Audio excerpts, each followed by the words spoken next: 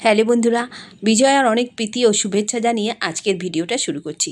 আচ্ছা, কুরকুরা খেতে কার না ভালো লাগে, আর সেটা যদি হয় বাড়িতে বানানো তাহলে তো আর কথাই নেই।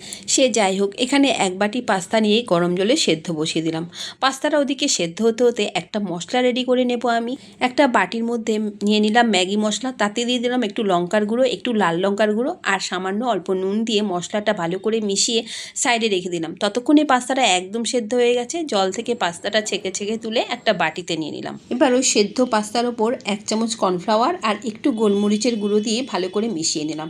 এবার তেলটা একদম ভালো করে গরম হলে পাস্তাটা দিয়ে দিলাম, দিয়ে আঁচটা একদম সিম করে নাড়িয়ে চাড়িয়ে পাস্তাটা ভেজে নিলাম। যখনই দেখলাম একটু লাল লাল হয়ে গেছে তখন এই পাস্তাটা তুলে নিলাম। তারপর যে মশলাটা বানিয়েছিলাম সেই মশলাটা ওপর থেকে দিয়ে দিলাম 1.5 চামচের মতো, দিয়ে ভালো করে মিশিয়ে নিলাম। তোমরাই দেখো এটা কতটা ক্রিস্পি হয়েছে। সই কেমন হয়েছে? খুব সুন্দর লাগছে, আর সস দিয়ে খেতে আরো বেশি ভালো লাগছে। তাই? হ্যাঁ।